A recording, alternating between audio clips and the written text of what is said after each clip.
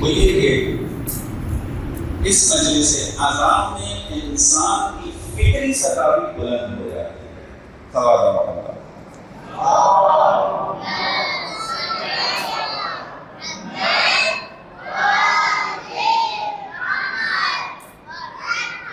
اس مجلس کی اپنی ایک خاص خصوصیت ہے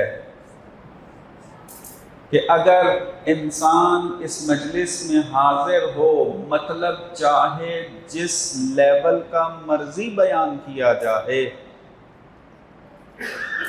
امام حسین علیہ السلام کی اس مجلس کا فائدہ یہ ہوتا ہے کہ کوئی انسان اس مطلب سے فیض لیے بغیر جاتا نہیں ہے.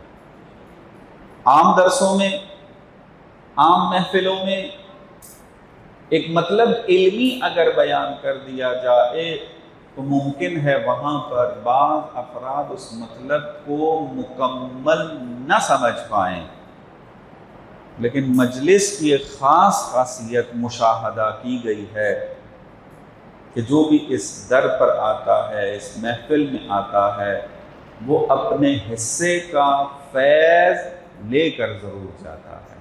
اس کی فکر کی سطح خدا اتنی بہتر کر دیتا ہے، اس کے سمجھ کی جو طاقت ہے وہ اتنی اچھی کر دیتا ہے کہ انسان زیادہ پڑھا لکھا تو نہیں ہے، لیکن اپنے تئیں وہ اپنے وجود کا حصہ اس فیض کو بنا کر جاتا ہے. یہ خاصیت ہے اس مجلس واقعاً. تو لہٰذا ان مجالس عزا کے اندر انسان علمی مطالب، کربلا سے حاصل ہونے والے درس کی طرف توجہ رکھے تاکہ انسان انہی اصولوں کے مطابق پھر اپنی زندگی کو بسر کرے. ایک موضوع جو آپ کی خدمت میں بار بار تکرار ہو رہا ہے اور اس کو میں بیان کر رہا ہوں، وہ ہے نصرت الہی، مدد الہی. یہ قرآن کا وہ بنیادی مفہوم ہے، وہ معنی ہے، وہ حقیقت ہے کہ جو ہر انسان کی زندگی کے لیے اشد ضرورت ہے، شدید ترین ضرورت ہے. اگر انسان مدد الہی پر ایمان نہ رکھتا ہو تو آج کے اس پرخطر زمانے کے اندر وہ اپنی زندگی سے کبھی امیدوار نہیں ہوگا، مایوس رہے گا، ناراضی رہے گا، کمزور رہے گا، نا امید رہے گا. لیکن اگر مدد الہی پر ایمان آ جائے تو انسان امید رکھے گا، ہر حالت میں انسان اپنے آپ کو کبھی کمزور محسوس نہیں کرے گا. انسان جس حالت میں بھی ہوگا رضاً بقضائہ و تسلیماً لامرہ کو اپنے وجود سے احساس کرے گا. یہ رضا الہی، مدد الہی، نصرت الہی، اس پر ایمان رکھنے کی خصوصیت ہے، اثر ہے اس کا. تو لہذا اس مفہوم کے اوپر جتنا زیادہ انسان توجہ، تدبر، تفکر کرے اتنا کم ہے، کیونکہ آج کی زندگی میں کامیابی کا راز اللہ کی نصرت پر ایمان ہے. اور آپ کو عرض کیا تھا کہ نصرت الہی سنت الہی میں سے ہے، اللہ کی سنت میں سے ہے. اب یہ ایک انتہائی اہم موضوع ہے خود سنت الہی. سنت الہی سے کیا مراد ہے؟ اگر آپ قرآن کی تلاوت کریں، بلکہ آپ اس طریقے سے قرآن کی تلاوت کریں، چونکہ آج کل ایسے ٹولز موجود ہیں کہ آپ کو ایک ساتھ تمام آیات مل سکتی ہیں، جس طرح چاہیں آپ اس کا مطالعہ کر سکتے ہیں، اس میں تدبر و تفکر کر سکتے ہیں. نہ زیادہ سرچ کرنے کی زحمت ہوتی ہے اور نہ ہی زبان کی کوئی دیوار ہے وہاں پر. لینگویج بیریئر بھی ختم ہو چکا ہے. اس میں ایک موضوع ہے سنت الہی. خدا نے اس کو متعدد جگہ کے اوپر توجہ دلائی ہے. مثلا آپ ان آیات کو جدا کریں جس میں سنت کا لفظ استعمال ہوا ہے. خداوند متعال نے بیان کیا ہے کہ میرے کچھ قانون ہیں کہ جو ملتوں کے اوپر، قوموں کے اوپر، معاشروں کے اوپر حاکم ہیں اور یہ قانون کبھی تبدیل ہونے والے نہیں. مثلا آپ اگر سورہ احزاب کی آیت نمبر 62 کو تلاوت کریں تو اس طریقے سے ارشاد ہو رہا ہے، اعوذ باللہ من الشیطان الرجیم، سنت اللہ فی الذین خلوا من قبل ولن تجد لسنت اللہ تبدیلا.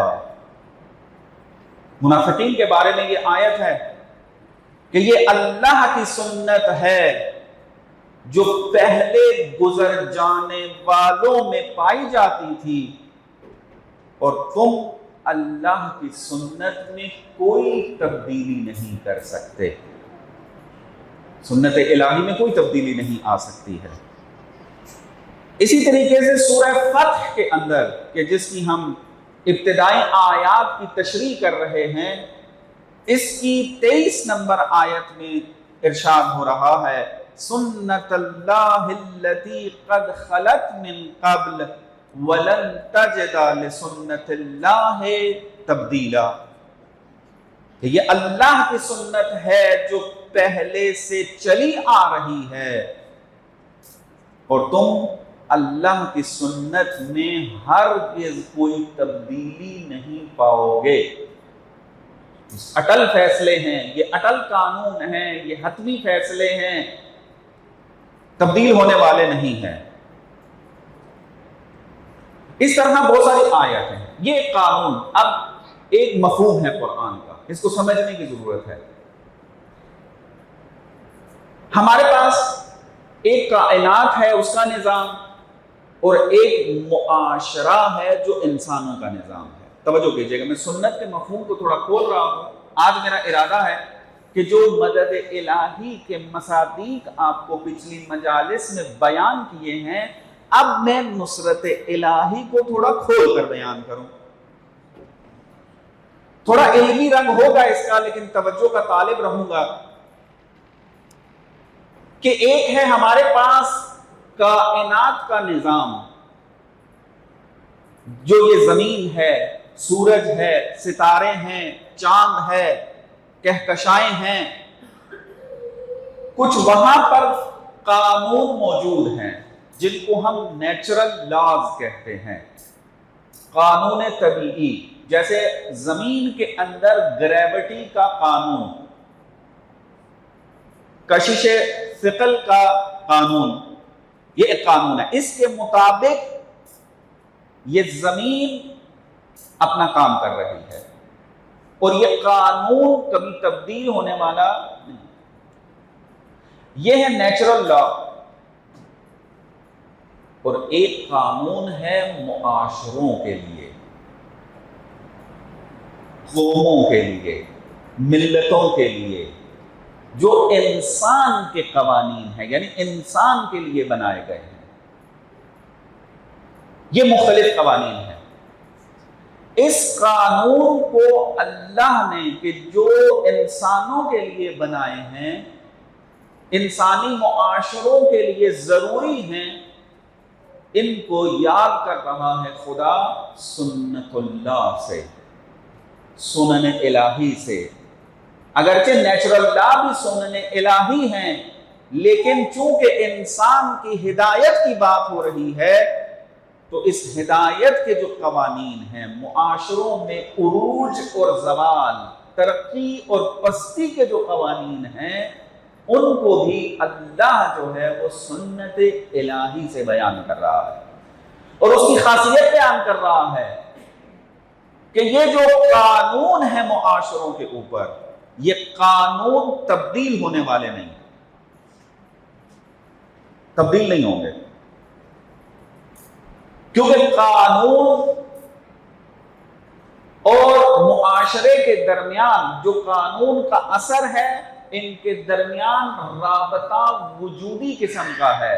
جیسے آگ جہاں بھی موجود ہوگی اس کا اثر جلانا اور گرمی دینا موجود رہے گا، اسی طریقے سے اگر کوئی انسان ایک قانون کے قابل اپنے آپ کو بنا لے گا تو اس کا اثر حتمی ہے۔ قرآن نے کیا کہا؟ یا ایھا الذین آمنوا ان تنصروا اللہ ینصرکم، اگر تم نے اللہ کی مدد کی تو اللہ تمہاری مدد کرے گا۔ یعنی یہ کیا ہے؟ یہ بیان کیا جا رہا ہے کہ اگر آپ نے اللہ کی مدد کی، ان تنصروا اللہ کا مرحلہ طے کر دیا تو ینصرکم کا مرحلہ حتمی ہے، وہ کبھی جدا نہیں ہوگا۔ ایسا نہیں ہے کہ آپ تو نصرت کریں، ان تنصروا اللہ والا مرحلہ طے کریں، لیکن ینصرکم والا مرحلہ خدا طے نہ کرے۔ خدا کہتا ہے کہ آپ میری سنت میں کوئی تبدیلی نہیں دیکھو گے، قانون اٹل ہے۔ مثلا ایک اور جگہ پر کہا ان شکرتم لازیدنکم، خدا اپنا قانون بنا رہا ہے، اگر تم نے شکر نعمت کی تو ازیدنکم، میں اس میں اضافہ کر دوں گا۔ اب شکر اگر آپ نے کر دیا تو نعمت کے اندر اضافہ ہونا اٹل ہے، یہ قانون ہے۔ ان شکرتم لازیدنکم، یہ رابطہ قطعی ہے، حتمی ہے، جدا ہونے والا نہیں ہے۔ اس کو کہا جاتا ہے سنت الہی، سنن الہی، کہ آج ان مباحث کو اگر آپ کالج یونیورسٹیز لیول پر جا کر پڑھنا چاہیں تو دنیا بھی اس کے اوپر کام کر رہی ہے، جس کو ڈسکس کیا جاتا ہے سوشیالوجی کے اندر، عمرانیات کے اندر، سماجی علم جو ہے سماجیات کے اندر۔ وہاں پہ کیا بحث ہوتی ہے؟ معاشرے کیسے زوال پذیر ہوتے ہیں، معاشرے کیسے ترقی کرتے ہیں، ان کے قوانین اور اصول پر بات ہوتی ہے۔ دنیا اپنے عقل کے اوپر اپنے تجربے کو مد نظر رکھتے ہوئے اصول طے کرتی ہے۔ قرآن نے اللہ کی زبان سے بیان کر دیا ہے کہ اگر تم ترقی حاصل کرنا چاہتے ہو تو اس اصول پہ عمل کرو، اگر تم نے عمل نہ کیا تو تمہارا پھر پستی مقدر ہوگا۔ اور ضرورت ہے ہمارے لیے کہ ہم ان اصولوں کو جانیں۔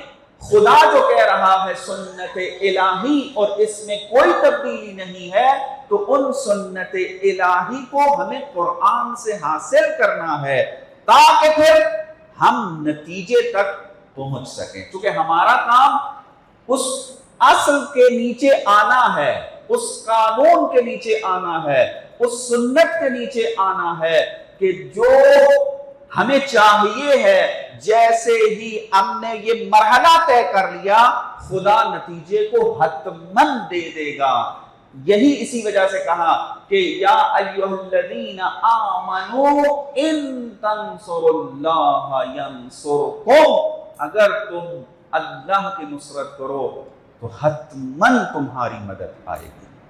وَيُثَبِّتْ أَقْدَامَكُمْ، تمہارے قدم بھی جو ہیں وہ ثابت ہو جائیں گے، لڑکھڑائیں گے نہیں۔ تو یہ سنت الہی، نصرت الہی، سنت الہی ہے۔ اس کو اگر آپ دیکھیں خداوند متعال نے نصرت کے بارے میں کیا کیا کہا، توجہ کیجئے گا اس بات کی طرف، یقین مانیں یہ وہ مطالب ہیں۔ کل آپ کی اس محفل کے اندر کچھ اہل سنت بیٹھے ہوئے تھے، مجلس کے بعد ان کے جو تاثرات تھے وہ یہ تھے کہ ہم بہت سارے منبر کے مجالس جو ہیں وہ سن چکے ہیں، لیکن اس طرح کے قرآنی مفہوم کو کوئی کھول کر بیان نہیں کرتا ہے۔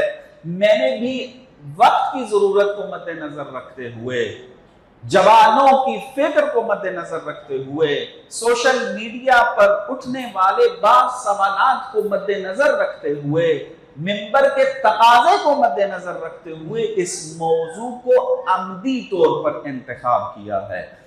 اور میں اس کی طرف اشارہ کر چکا ہوں کہ کیا کچھ کہا جا رہا ہے میڈیا کے اوپر اس نصرت الہی کے بارے میں۔ میں دوبارہ تکرار نہیں کرنا چاہ رہا، آج میں چاہ رہا ہوں آہستہ آہستہ موضوع کو کلوز کریں، چونکہ ہم بالکل اختتام کی طرف جو ہے وہ بڑھ رہے ہیں۔ قرآن نصرت الہی کے بارے میں کیسے بیان کرتا ہے، توجہ کیجئے گا اس بات کی طرف۔ آپ اگر سورہ روم کی آیت نمبر 47 کی تلاوت کریں تو خداوند متعال فرما رہا ہے وَكَانَ حَقًّا عَلَيْنَا نَصْرُ الْمُؤْمِنِينَ، یہ حق ہے، ہم پر لازم ہے کہ ہم مومنین کی مدد کریں۔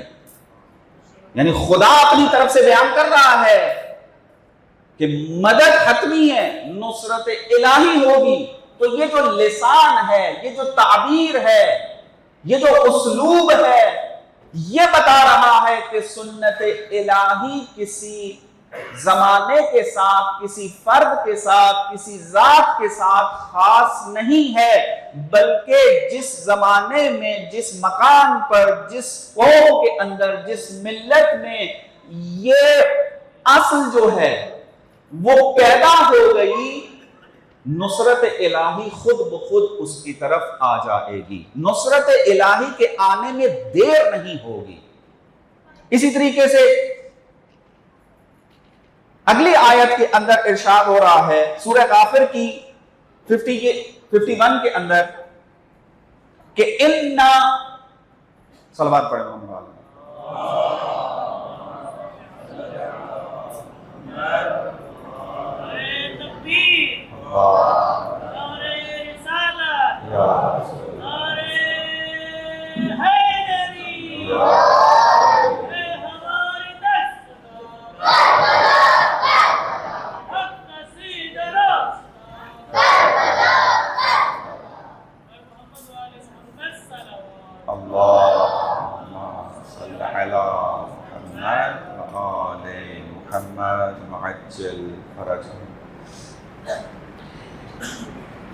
ارشاد ہو رہا ہے اِنَّا لَنَنْصُرُ رُسُلَنَا وَالَّذِينَ آمَنُوا فِي الْحَيَاةِ الدُّنْيَا وَيَوْمَ يَقُومُ الْأَشْهَادُ اِنَّا بے شک ہم لَنَنْصُرُ مدد کریں گے رسولنا اپنے رسولوں کی، والذین آمنوا اور وہ لوگ کے جو ایمان لے آئے ہم اس کی حتماً مدد کریں گے، فی الحیات الدنیا اس دنیاوی زندگی کے اندر بھی، وَيَوْمَ يَقُومُ الْأَشْهَادُ اور قیامت والے دن بھی۔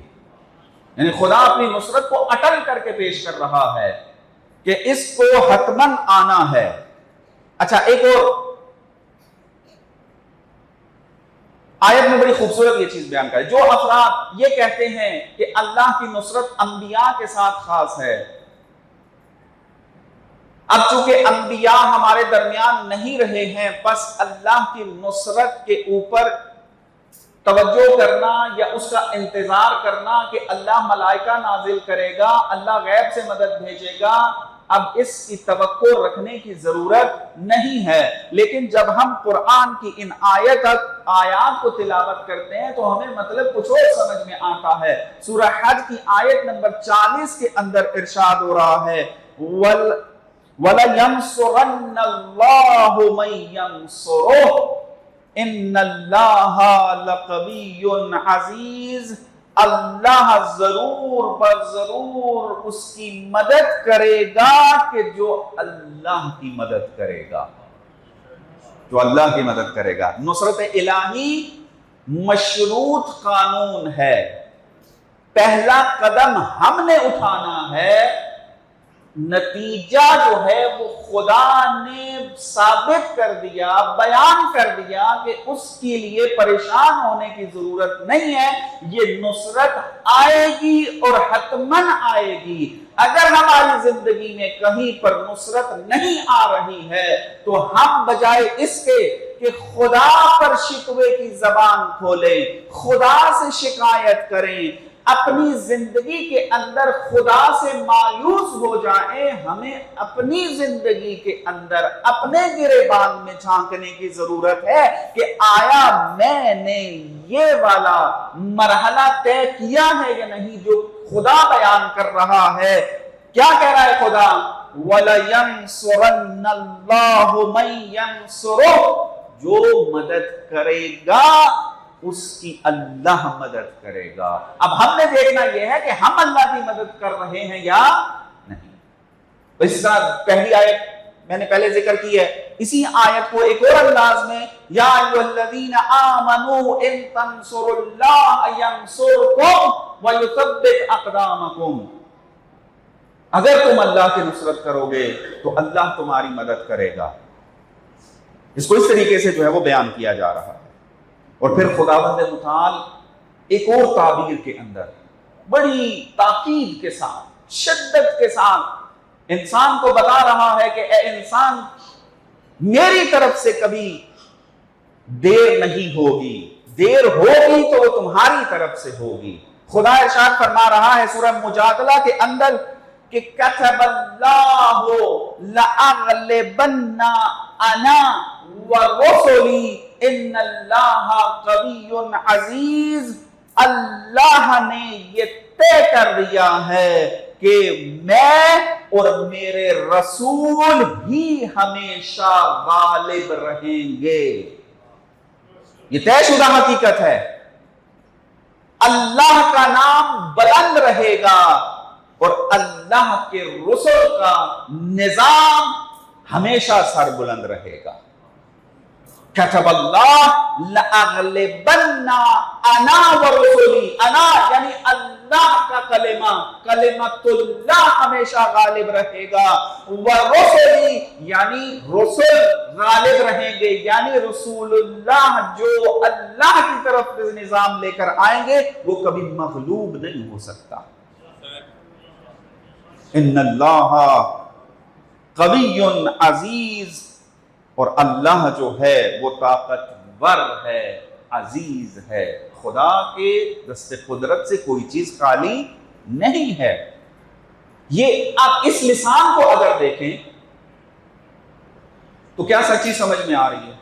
اگر انسان اینکیں اتار دے، جو اپنے اس نے ازمپشن بنائے ہوئے ہیں، جو اپنے فرض پہلے سے، عقیدے پہلے سے بنا رکھے ہیں، ان کو ذرا جدا کر کے آیات کو قرآن سے خود تلاوت کر کے سمجھنے کی کوشش کرے تو انسان یہی سمجھے گا کہ اللہ کی نصرت اٹل حقیقت ہے، حتمی قانون ہے، حتماً ملے گی، اور یہ نہ تو کسی مقام کے ساتھ خاص ہے، نہ کسی زمان کے ساتھ خاص ہے، اور نہ ہی کسی ذات کے ساتھ خاص ہے۔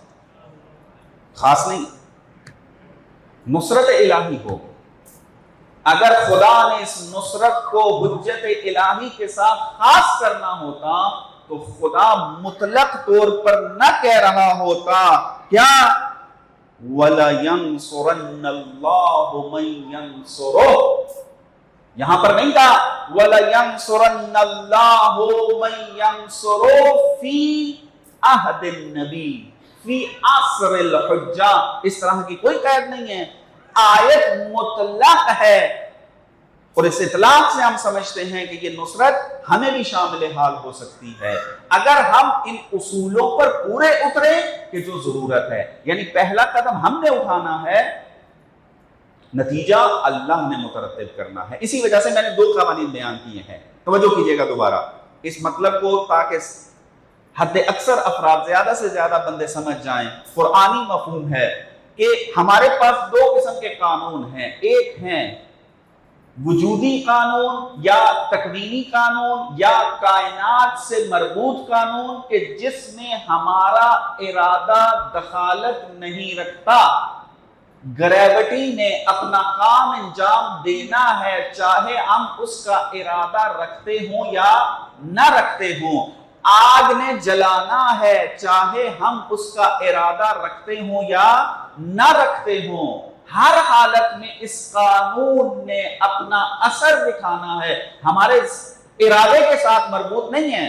لیکن جو معاشروں کے لیے قانون بنے ہیں، معاشروں کی ترقی، معاشروں کے عروج، معاشروں کے زوال کے لیے، معاشروں کی سعادت، معاشروں کی سزا، معاشروں کی جزا، اس کے لیے جو قانون بنے ہیں وہ قوانین انسان کے ارادے کے ساتھ مربوط ہیں۔ میں نے طے کرنا ہے کہ میں اللہ کے سنت عذاب کے ذیل میں آ جاؤں یا سنت جزا کے تحت آ جاؤں، یہ میں نے طے کرنا ہے۔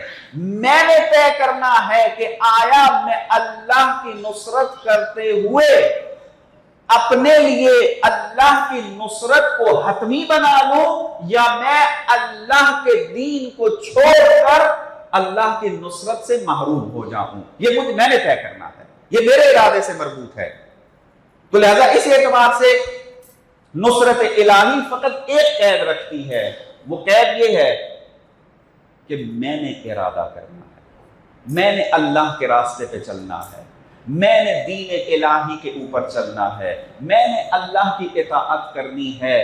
جیسے ہی میں نے یہ قدم اٹھایا خدا اپنی نصرت مجھے دے دے گا۔ بس ایک مطلب کلیئر کہ نصرت الہی سنت الہی ہے، یعنی قانون ہے اللہ کی طرف سے، اور یہ قانون میرے ارادے کے ساتھ قید ہے۔ اگر میں ارادہ کروں گا تو اللہ اس نصرت کو بھیجے گا، اور ارادہ بھی کیسے؟ فقط سوچ کر نہیں، فقط دعا کے ذریعے نہیں، بلکہ عمل کے ذریعے۔ عمل کیا ہے؟ اللہ کی پہلے نصرت تم نے کرنی ہے، یعنی کیا مراد؟ یعنی اللہ کے دین پر چلو گے، اللہ کی اطاعت کرو گے، اللہ کی بات کو مانتے ہوئے اپنی زندگی کو گزارو گے تو اللہ پھر نتائج کو مترتب کرتا آئے گا، پھر آپ کو کوئی مغلوب نہیں کر سکتا، پھر آپ کی زندگی میں کبھی نا امیدی نہیں آ سکتی، پھر کبھی آپ مایوس نہیں ہوں گے، پھر آپ کبھی کمزور محسوس نہیں کریں گے، پھر آپ کو کوئی طاقتور دشمن ڈرا نہیں سکے گا، پھر آپ ذلیلانہ انداز میں کسی کے سامنے گھٹنے ٹیکنے کے لیے تیار نہیں ہوں گے۔ کیوں؟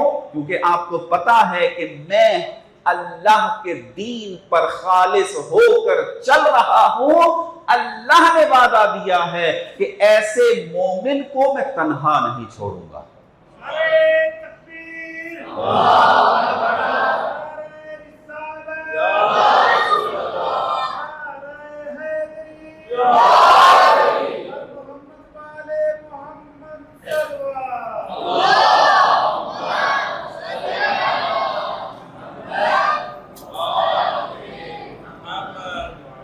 ایک اور علمی نقطہ بیان کروں اور مطلب میں آگے بڑھ جاؤں۔ یہ طلاب کے لیے میں عرض کر رہا ہوں، ممکن ہے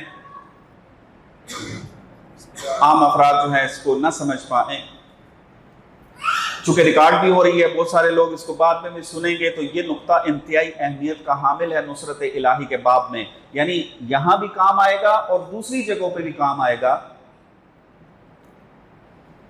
نصرت الہی کے بارے میں جب یہ نظریہ کوئی دے رہا ہے کہ نصرت الہی فقط انبیاء کے ساتھ خاص ہے، حجت الہی اگر معاشرے میں موجود ہوگا تو اللہ اپنی غیب سے مدد بھی بھیجے گا، فرشتوں کو بھی بھیجے گا، اپنی نصرت کو بھیجے گا۔ اگر حجت الہی نہ ہو تو آپ کے لیے نصرت نہیں آئے گی، فرشتے نہیں بھیجے گا، غیب کی امداد نہیں آئے گی۔ تو لہٰذا اے مسلمان، تو بدر کی آیات کو پڑھ کر فرشتوں کی حمایت کا انتظار مت کرنا، حنین کے اندر کامیابی کو دیکھتے ہوئے کبھی فرشتوں کا انتظار مت کرنا، کبھی خیبر کے اندر ہونے والی فتح کو، ان آیات کو دیکھ کر غیب کی امداد کی امید نہ رکھنا، بلکہ تیرا کام فقط ہے اپنی دنیا کے اندر اپنے آپ کو سائنس و ٹیکنالوجی و علم کے اندر مضبوط کرنا ہے۔ نصرت الہی اس زمانے میں نہیں آ سکتی ہے۔ اس فکر کو ہمارے امام باقر علیہ السلام نے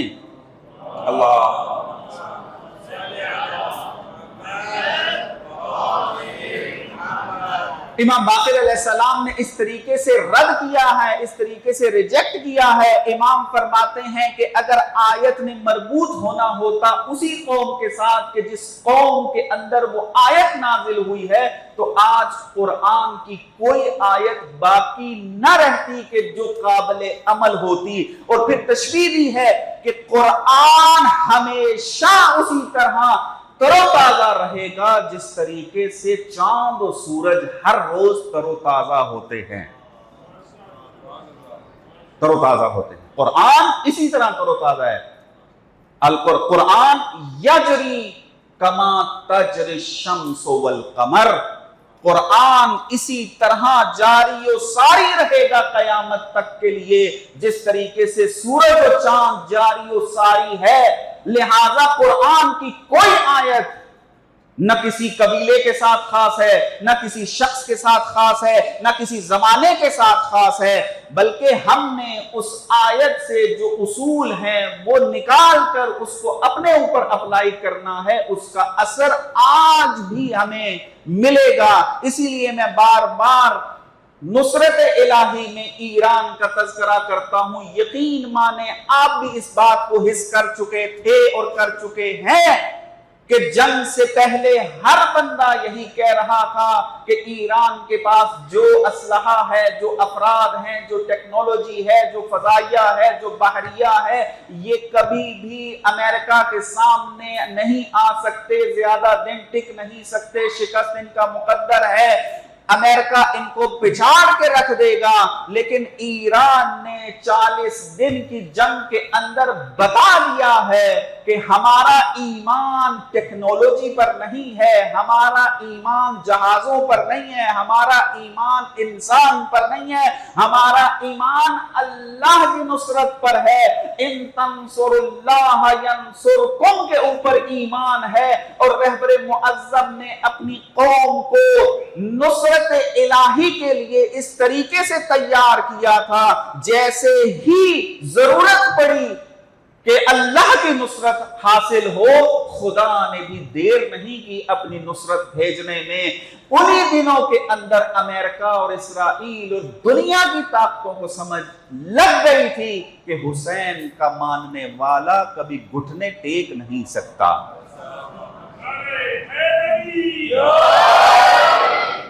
نصرت الہی کربلا ہمیں یہ درس دے رہی ہے کہ تو نے نصرت الہی پر ایمان رکھنا ہے، لیکن یہ نصرت مطلق نہیں ہے، میرے ارادے کے ساتھ خاص ہے کہ اس کی وضاحت کر کے آیا ہوں۔ تو یہاں پر اب یہ جو روایت موجود ہے جس کو میں نے آپ کی خدمت میں ابھی بتایا ہے کہ امام کی تعبیر یہ ہے کہ قرآن یجری کما تجری الشمس والقمر، قرآن جاری و ساری ہے جس طریقے سے شمس و قمر، سورج و چاند جاری و ساری ہیں۔ تفسیر کے اندر ایک قاعدہ تاسیس ہوا۔ علامہ محمد حسین طباطبائی نے اپنی تفسیر المیزان میں اس کے اوپر تفصیل سے گفتگو کر کے انہی آیات کے ذیل میں تفصیل سے بیان کیا ہے۔ قاعدے کا نام رکھا ہے قاعدہ جریہ و تطبیق۔ جر یعنی جیم رے یا، جر جرا یجری سے، اور تطبیق قاعدہ جریہ تطبیق۔ قاعدہ جریہ تطبیق کیا کہہ رہا ہے؟ یہی امام کی بات کو مزید تفصیل کے ساتھ، دلائل کے ساتھ علامہ طباطبائی نے بیان کیا ہے، اور ہر آیت کے ذیل میں یہ ثابت کیا ہے کہ یہ آیت جو بنی اسرائیل کے بارے میں آئی ہے، یہ آیت کے جو فرعون کے بارے میں آئی ہے، یہ آیت کے جو دوسرے لوگوں کے بارے میں آئی ہے، یہ آیت زمانے میں اتری ضرور ہے، یہ آیت مقام کے اندر اتری ضرور ہے، لیکن یہ آیت نہ زمان میں قید ہے نہ مقام کی قید رکھتی ہے، بلکہ اس کے اندر جو میسج ہے اس میسج کو نکال کر اپنے اپنے زمانے کے اوپر تطبیق کرنے کی ضرورت ہے۔ اور علامہ کی خصوصیت جو ہے المیزان کے اندر وہ یہی قاعدہ جری و تطبیق ہے۔ میں اگر علمی افراد کے لیے اگر ایک سطر میں بیان کروں کہ جو یہ کہتے ہیں کہ یہ آیات نصرت الہی کی مختص ہیں انبیاء کے وجود کے ساتھ، حجت الہی کے ساتھ، امام باقر علیہ السلام کی حدیث سے حاصل ہونے والا قاعدہ جری تطبیق وہ یہ بتا رہا ہے کہ یہ آیت نہیں، کوئی بھی آیت جو ہے وہ زمان اور مکان کی قید کے اندر موجود نہیں ہے۔ قاعدہ جاری تطبیق اس فکر کی تردید کرتا ہے، یہ تردید ہے اس بات کی۔ کسی بھی اعتبار سے نصرت الہی کی آیات محدود نہیں ہو سکتی، مطلق ہیں، اور ہم اپنی زندگی میں دیکھ رہے ہیں، تطبیق ہوتا ہوا دیکھ رہے ہیں۔ یعنی آپ یوں کہیں کہ نصرت الہی کی آیات جیسے اب مجسم ہو کر ہم نے دیکھی ہیں، شاید پچھلی صدیوں میں اتنا مجسم کسی نے نہ دیکھا ہو۔ ابھی بھی اگر کوئی بندہ یہ کہے کہ نصرت الہی خاص ہے تو پھر وہ اس کے تعصب کا نتیجہ تو ہو سکتی ہے، علمی تحقیق نہیں ہو سکتی۔ اب نصرت الہی کیسے آئے گی؟ جب نصرت الہی کی بات ہو رہی ہوتی ہے تو انسان یہ سمجھتا ہے کہ نصرت وہاں آئے گی جہاں جھگڑا ہوتا ہے، ایسے ہی ذہن میں آتا ہے کہ جہاں پر لڑائی ہو رہی ہو، جھگڑا ہو رہا ہو، دو فریق آمنے سامنے آئے ہوئے ہوں، اور پھر وہاں پر اگر ایک حق پر ہے تو وہ حق پر ہونے والا بندہ یہ توقع کر رہا ہے کہ نصرت الہی آئے، اور ہم بھی وہ جنگ دیکھ رہے ہیں جیسے ایران اور امریکہ اور اسرائیل کی جنگ ہو رہی ہے، تو اب ہم بھی یہ توقع رکھتے ہیں کہ ایران نے نصرت الہی کا سفر جو طے کیا ہے، ان کو نصرت الہی اسی طرح ملتی رہنی چاہیے، کیونکہ دو فریق ہیں، ایک حق ہے ایک باطل ہے، حق کو غلبہ ملنا چاہیے نصرت الہی کے ذریعے۔ لیکن قرآن کے اندر خداوند متعال نے نصرت کو فقط جنگ کے لیے بیان نہیں کیا ہے، بلکہ صلح جیسے عمل کو بھی اپنی نصرت کا مصداق بیان کیا ہے۔ اب یہاں پر ایک اور فکر درست ہونے کی ضرورت ہے، وہ یہ ہے کہ اگر کسی مقام پر جا کر انسان جنگ نہیں کر رہا ہے بلکہ مذاکرات کی ٹیبل کے اوپر بیٹھ کر صلح کر رہا ہے، تو وہاں پر کوئی بندہ یہ تجزیہ نہ کرے یہ تو آپ کو شکست ہو رہی ہے، آپ کمزور ہو رہے ہیں، آپ تو بزدل بن رہے ہیں۔ نہ، اگر وہ حالات کے تقاضوں کے مطابق صحیح طریقے پر مذاکرات ہیں تو وہ اسی طریقے سے نصرت الہی بنتی ہے جیسے حق و باطل اگر جنگ کے اندر آپس میں مقابلے میں آ جائیں۔ اس چیز کو مد نظر رکھیے گا، اور اس کو سورہ فتح کے اندر خداوند متعال نے بہترین انداز میں بیان کیا ہے کہ اِنَّا فَتَحْنَا لَكَ فَتْحًا مُبِينًا، کہ صلح حدیبیہ کے بارے میں خدا ارشاد فرما رہا ہے کہ میں نے تجھے اے پیغمبر فتح مبین عطا کر دی ہے۔ میں نے اس کی وضاحت کر دی ہے کہ فتح مبین کیسے ہے یہ، کیونکہ فتح مبین یہ تمہید بنی ہے بہت ساری کامیابیوں کی۔ صلح حدیبیہ کے بعد ہے مسلمانوں نے مختلف قلعوں کو سر کیا ہے، کبھی خیبر کو شکست دی ہے، کبھی حنین کے اندر کامیابی حاصل کی ہے، کبھی جو ہے مکہ کو فتح کیا ہے، فتح مکہ بھی صلح حدیبیہ کے بعد ہوا ہے۔ یہ ساری کی ساری کامیابیاں اس کی تمہید کون بنی؟ صلح حدیبیہ۔ آپ کا اگر عمل ایسا ہو کہ آپ کی حکمت عملی اگر دوسری کامیابیوں کا سبب بن جائے تو آپ کا یہ عمل فتح مبین کہلائے گا۔ اس میں ضروری نہیں ہے اور فتح مبین جب ہوگا تو یہاں بھی نصرت الہی آپ کو شامل حال ہو سکتی ہے، یہاں بھی شامل حال ہو سکتی ہے۔ کیسے شامل حال ہوگی؟ میں نے آپ کو عرض کیا کہ مشرکین مکہ مسلمانوں کو نہ تو رسمیت دیتے تھے، اپنے غرور اور تکبر میں باقی رہتے ہوئے مسلمانوں کو قریب نہیں آنے دیتے تھے، ہمیشہ جنگ کے اوپر تلے رہتے تھے، ہمیشہ ڈراتے رہتے تھے، ہمیشہ اپنا روب دباتے رہتے تھے۔ لیکن صلح حدیبیہ کا معاہدہ خود مشرکین نے پیش کیا ہے، اور مشرکین کا صلح حدیبیہ پیشکش کرنا اس بات کی علامت ہے کہ انہوں نے مسلمان کو رسمیت بھی دے دی اور اپنے تکبر سے بھی نیچے آ گئے، اور یہ صلح اس اعتبار سے کامیابی کی علامت بنتی ہے۔ انسان ممکن ہے ظاہری طور پر ایک قدم پیچھے ہٹے، توجہ کیجئے گا اس بات کی طرف، ممکن ہے حکمت عملی کے تحت آپ کو میدان جنگ کے اندر یا کسی بھی میدان کے اندر آپ کو ایک قدم پیچھے ہٹنا پڑے۔ یہ پیچھے ہٹنا ضروری نہیں ہے کہ وہ شکست کی علامت ہو، بلکہ بعض اوقات ایک قدم پیچھے ہٹنا بہت ساری کامیابیوں کے دروازے کھول دیتی ہے۔ اور صلح حدیبیہ وہی عمل تھا کہ رسول اللہ ایک قدم پیچھے ہٹے، اور جیسے ہی ایک قدم پیچھے ہٹے خدا نے خیبر کی فتح بھی نصیب میں لکھ دی، حنین کی فتح بھی نصیب میں لکھ دی، اور مکہ بھی فتح کر کے پیغمبر کو عطا کر دیا۔ بعض اوقات ظاہری طور پر حکمت عملی کے تحت ایک قدم پیچھے ہٹنا بھی نصرت الہی ہی کی مصداق میں آتا ہے، اور وہ فتح شمار ہوتا ہے، کیونکہ آپ اس حکمت عملی کے تحت دوسری کامیابیوں کو حاصل کرنا چاہتے ہیں۔ اور جب صلح حدیبیہ ہوئی تو خدا نے کہا کہ میں 4 نتیجے تمہیں دوں گا۔ توجہ کیجئے گا اس بات کی طرف، میری آخری گفتگو اور بات ختم۔ کیا کہا کہ اِنَّا فَتَحْنَا لَكَ فَتْحًا مُبِينًا، میں نے تمہیں آشکار فتح نصیب کی ہے۔ کیوں؟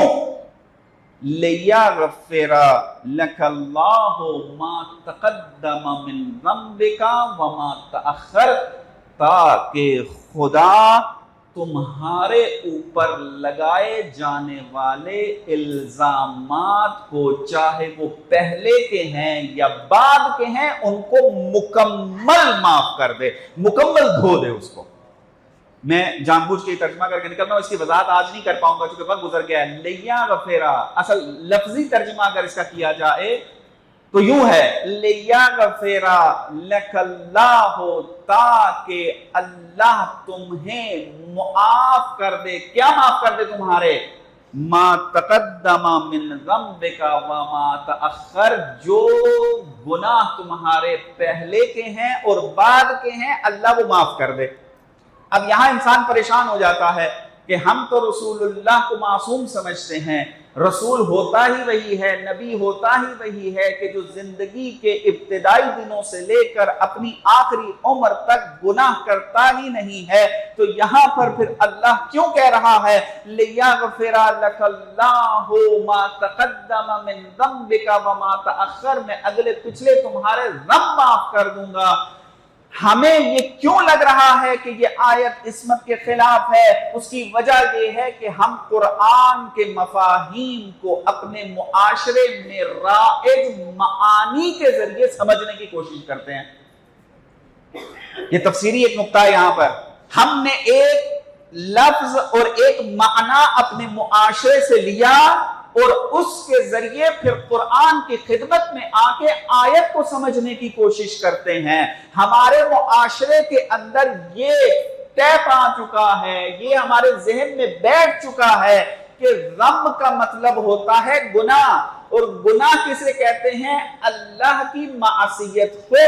لہذا جب ہم اس معنی کے ذریعے اس آیت کی خدمت میں آتے ہیں تو ہم ڈگمگا جاتے ہیں کہ ایک طرف تو عقیدہ عصمت کا ہے، دوسری طرف سے قرآن صراحت سے کہہ رہا ہے کہ فتح مبین اس لیے دی ہے تاکہ میں تیرے گناہوں کو معاف کر دوں، لیکن یہ معلوم نہیں ہے کہ ذنب کا معنی معصیت ہمیشہ نہیں ہوتا، ذنب ہوتا ہے الزام کے معنی میں بھی آتا ہے، جیسے جناب موسیٰ نے کہا تھا کہ خدایا مجھے فرعون کی قوم کے پاس تو بھیج تو رہا ہے لیکن علیہ ذنب، لیکن میں اس قوم کی نسبت ایک ذنب رکھتا ہوں، یعنی کیا مراد، وہ مجھ پر الزام لگاتے ہیں کہ میں نے ان کا بندہ مارا ہے۔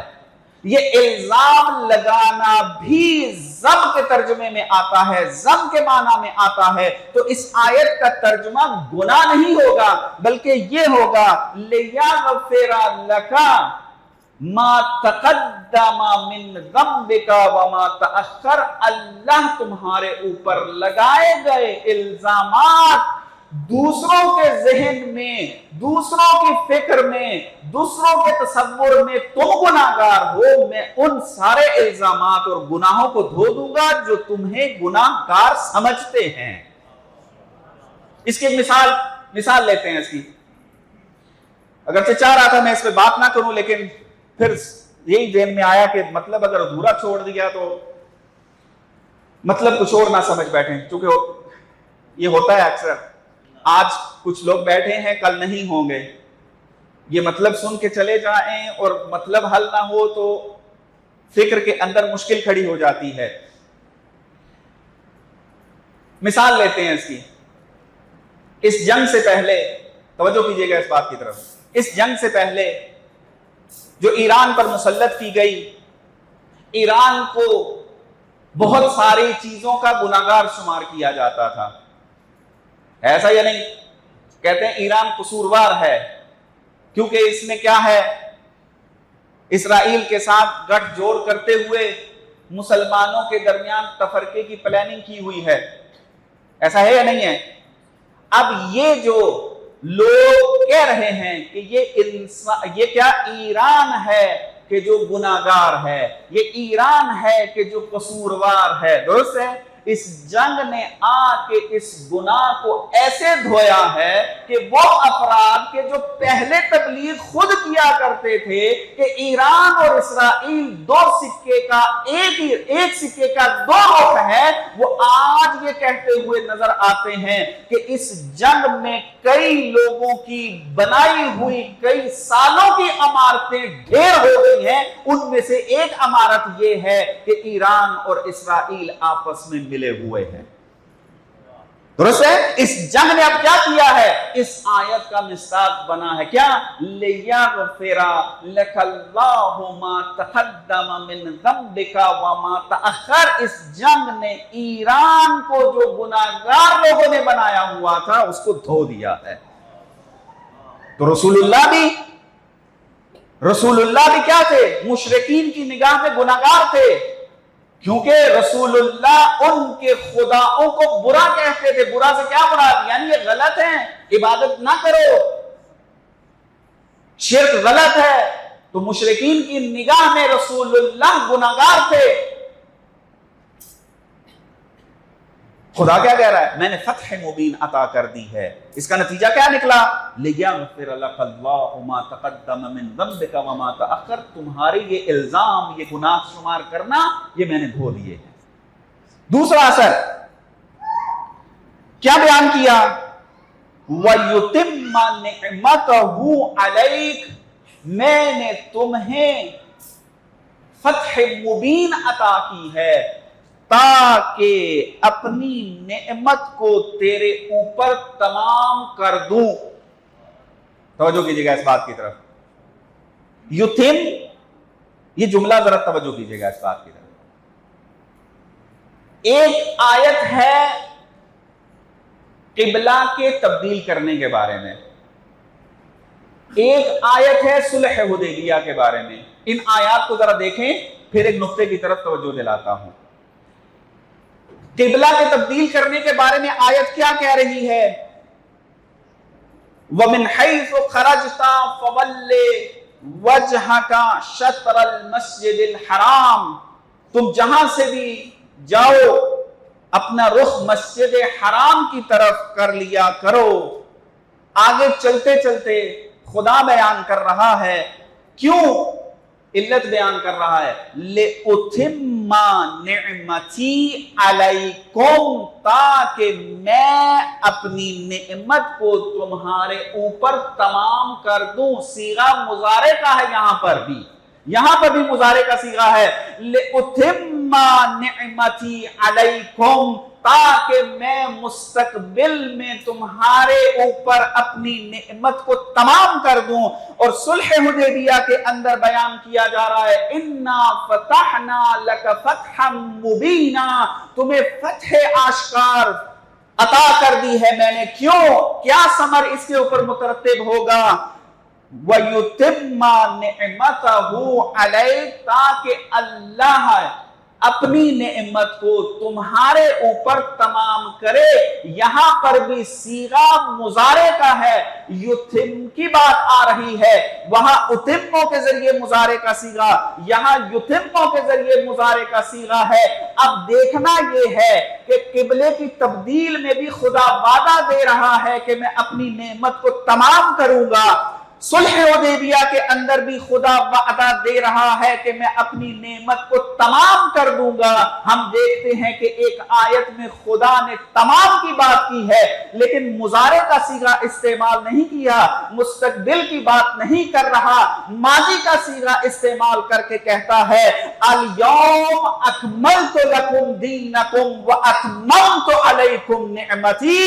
جب یہ کہا، رسول اللہ نے جب علی کا ہاتھ بلند کر کے کہا من کنت مولاہ فہذا علی مولا، تو اللہ نے کہا وہ جو وعدہ دیا تھا تبدیل قبلہ کے اندر، وہ جو وعدہ دیا تھا میں نے کہاں پر؟ صلح حدیبیہ کے اندر، کہ اپنی نعمت کو تمام کروں گا۔ الیوم اکملت لکم دینکم واتممت علیکم نعمتی، اب میں نے اپنی نعمت کو تمام کر دیا ہے۔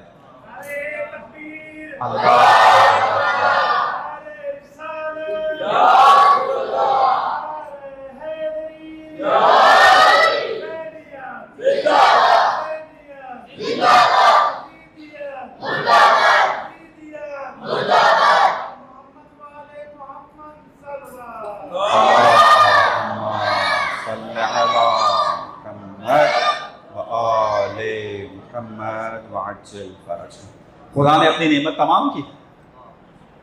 غدیر صلح حدیبیہ کو فتح مبین قرار دیا ہے، چونکہ اللہ جانتا تھا صلح حدیبیہ غدیر پر جا کر ختم ہوگی۔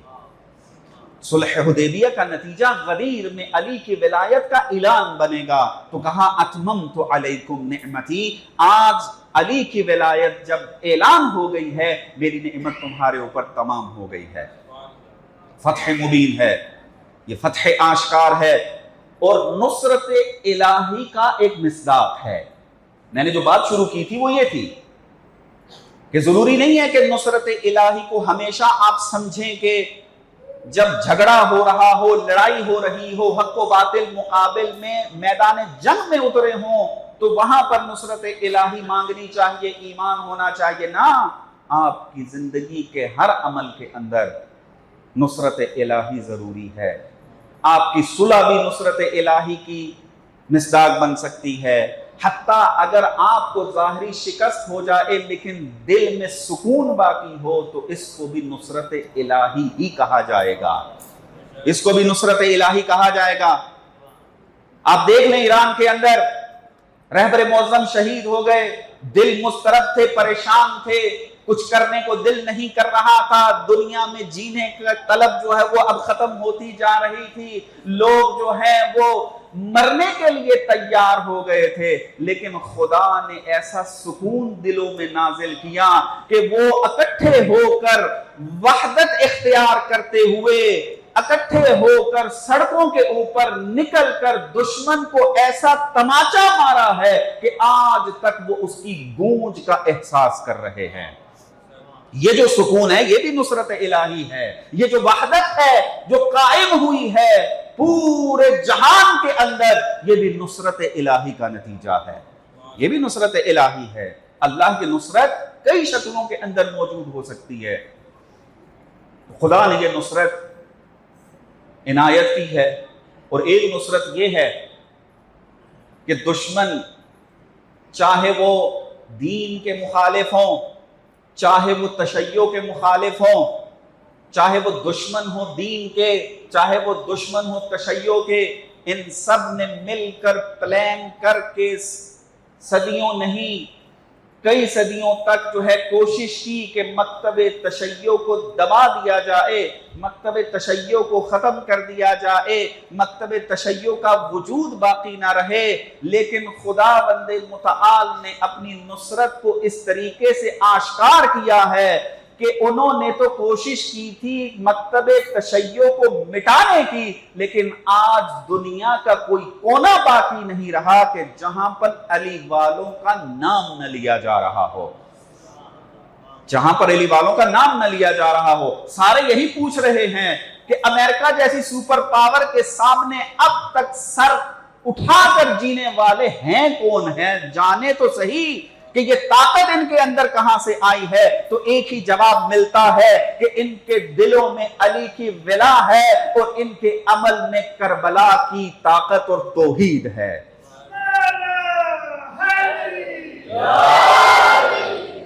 مکتب تشیع اس طریقے سے ابھر کے سامنے آئی ہے کہ شاید اس طریقے سے پہلے دنیا تک نہ پہنچی تھی۔ یہ بھی نصرت الہی کا ایک مصداق ہے، یہ بھی نصرت الہی کی ایک شکل ہے جو خداوند متعال نے آج کے زمانے میں ہمیں دکھائی ہے۔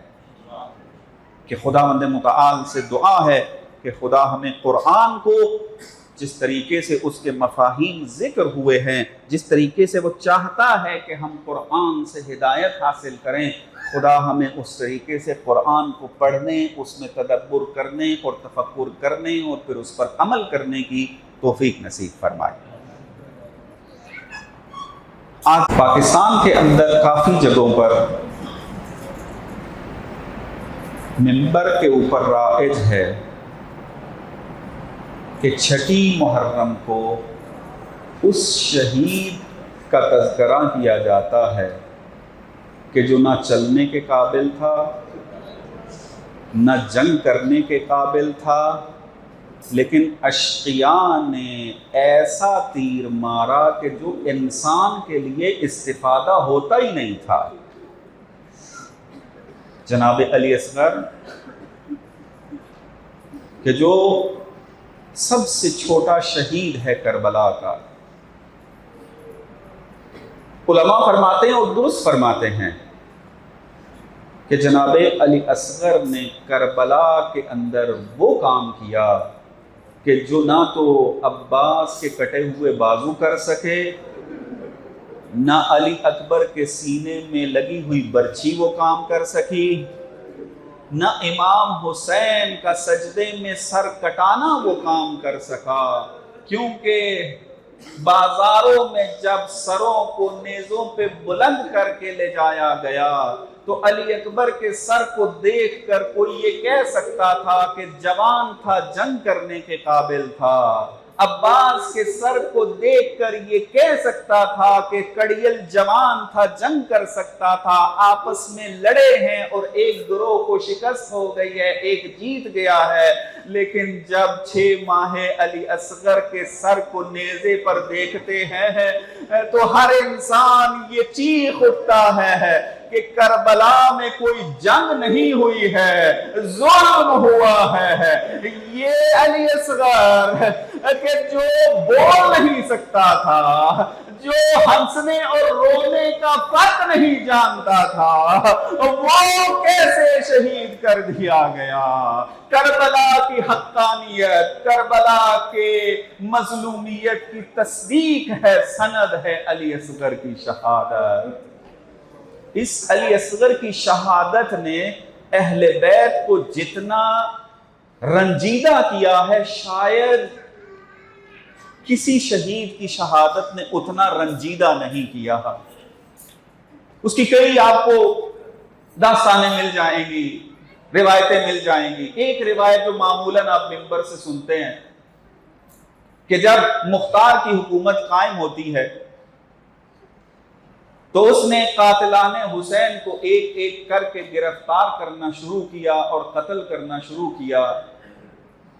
تو ایک شخص امام سجاد کی بارگاہ میں حاضر ہوتا ہے کوفہ سے، اور امام سجاد علیہ السلام کو جب پتہ چلا کہ یہ شخص کوفے سے آیا ہے اور مختار کی حکومت کے بارے میں جانتا ہے، تو امام علیہ السلام نے اس کو بلا کر پوچھا کہ مختار کامیاب ہو چکا ہے، حکومت قائم کر لی ہے، مختار آج کل کیا کر رہا ہے؟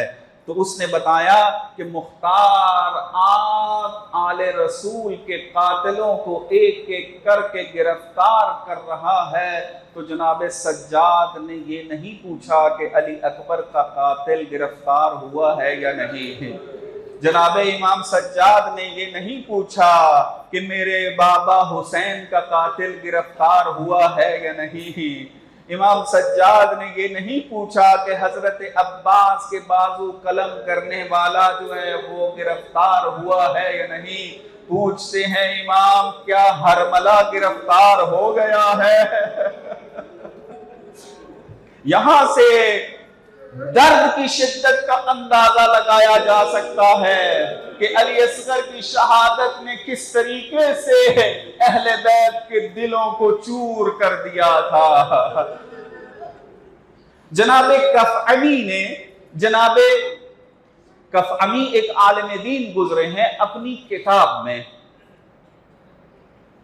کتاب المصباح میں جناب سکینہ سے ایک روایت نقل کی ہے۔ یہ روایت ثابت ہے یا نہیں مجھے اس بحث میں نہیں جانا، چاہے کسی شعر کا شعر ہو یا بی بی کی روایت ہو، میں جناب کفعمی سے نقل کر رہا ہوں، فقط مضمون سے تعلق ہے، مضمون واقعاً کربلا کے درد کی ترجمانی کر رہا ہے۔ میں نے ابھی آپ کی خدمت میں بیان کیا کہ علی اصغر کی شہادت نے ایسا درد دیا ہے اہل بیت کو کہ وہ مرتے دم تک اس کو یاد کر کے روتے رہے ہیں، اور شیعان اہل بیت بھی قیامت تک کے لیے اس درد پر گریہ کرتے رہیں گے۔ اس روایت کے مطابق بی بی سکینہ فرماتی ہیں کہ جب میرے بابا کو شہید کر دیا گیا اور میں ان کے لاشے پر گئی، ان کو گلے لگا کر رو رو کر میں بے ہوش ہو گئی، میری آنکھ لگ گئی یا مجھ پر غشی طاری ہو گئی، تو میں نے خواب میں امام حسین علیہ السلام کو دیکھا۔ تو امام استغاثہ فرماتے ہیں کہ شیعتی ما ان شربتم ماء عذب فاذکرونی، اے میرے شیعو جب بھی میٹھا پانی پیو تو میری پیاس کو یاد کر لینا۔ او سمعتم بغریب او شہید فاندبونی، اگر کسی غریب الوطن کے بارے میں سنو، اگر کسی شہید کے بارے میں سنو تو مجھ پہ گریہ کرنا۔ وَأَنَا السِّبْتُ الَّذِي مِنْ غَيْرِ جُرْمٍ قَتَلُونِي، میں رسول کا وہ نواسا ہوں کہ جس کو بغیر جرم و خطا کے قتل کر دیا گیا۔ وَبِجَرْدِ الْخَيْلِ بَعْدَ الْقَتْلِ عَمْدًا سَحَقُونِي، جان بوجھ کر میری شہادت کے بعد میرے لاشے کو گھوڑوں کی سموں کے ذریعے پامال کیا گیا۔ یہاں پر اب امام حسین نے کسی بھی اپنے شہید کے شہادت کو یاد کر کے شیعوں کو یاد نہیں کیا، یہاں پر علی اصغر کو یاد کر کے کہتے ہیں لیتکم فی یوم عاشورا جمیعا تنظرونی، اے میرے شیعوں کاش کہ تم عاشورا کے دن سب کے سب حاضر ہوتے۔ کیف استسقی لطفلی فابوا ان یرحمونی، تم دیکھتے مجھ جیسے شریف نے ان بدماشوں سے کیسے اپنے بچے کے لیے ایک گھونٹ پانی مانگا تھا، لیکن انہوں نے بچے پر رحم نہ کیا۔ میں نے جیسے ہی پانی طلب کیا، ہرملا نے سے شعبہ تیر چلا کے جناب علی اصغر کو ایک کان سے دوسرے کان تک ذبح کر دیا۔ فَذُبِحَ مِنَ الْأُذُنِ إِلَى الْأُذُنِ۔ اگر کربلا کے شہیدوں کو دیکھا جائے، کربلا میں 2 شہیدوں کو ذبح کیا گیا ہے۔ عزیزو عزادارو، جانتے ہو ذبح کب کہا جاتا ہے؟ کہ جب انسان زندہ ہو اور زندہ ہوتے ہوئے اس کے سر کے اوپر اس کے گلے پر چھری چلا دی جائے۔ کربلا کے اندر ایک حسین کے گلے پر جب چھری چلی تو زندہ تھے، ایک علی اصغر کے گلے پر جب سے شعبہ تیر چلا تو علی اصغر زندہ تھے اور وہ ذبح ہو گئے۔ وَسَيَعْلَمُ الَّذِينَ ظَلَمُوا أَيَّ مُنْقَلَبٍ يَنْقَلِبُونَ۔ پروردگارا واسطہ محمد و آل محمد، ہماری اس عبادت کو اپنی بارگاہ میں قبول و منظور فرما۔ پروردگارا واسطہ محمد و آل محمد کا ہم سب کے صغیرہ و کبیرہ گناہ معاف فرما، تعلیمات اہل بیت سے مزین فرما۔ پروردگارا واسطہ محمد و آل محمد کا جو مریض حال ہیں ان کو شفاء کاملہ نصیب فرما۔ پروردگارا واسطہ محمد و آل محمد کا جنہوں نے میرے ذمے دعائیں لگائی ہیں ان کی دعاؤں کو، ان کی حوائج شرعیہ کو اپنی بارگاہ میں قبول و منظور فرما۔ پروردگارا واسطہ محمد و آل محمد کا حاضرین کے مرحومین کے درجات بلند فرما، جوار معصومین میں جگہ نصیب فرما۔ تمام مومنین مومنات جو اس دنیا سے جا چکے ہیں ان کے مغفرت فرما، ان کو جوار معصومین میں جگہ نصیب فرما۔ پروردگارا واسطہ محمد و آل محمد کا تمام شہدائے ملت جعفریہ کے درجات بلند فرما، مخصوصاً شہید رہبر معظم کے درجات بلند ہیں، عالی تر فرما، ان کے صدقے میں اہل بیت کی شفاعت نصیب فرما۔ پروردگارا واسطہ محمد و آل محمد کا ایران لبنان کی حفاظت فرما، پروردگارا باطل طاقتوں کو نیست و نابود فرما، پروردگارا امام زمانہ کے ظہور میں تعجیل فرما اور ہمیں ان کے سچے سپاہیوں میں شمار فرما۔ ماتم حسین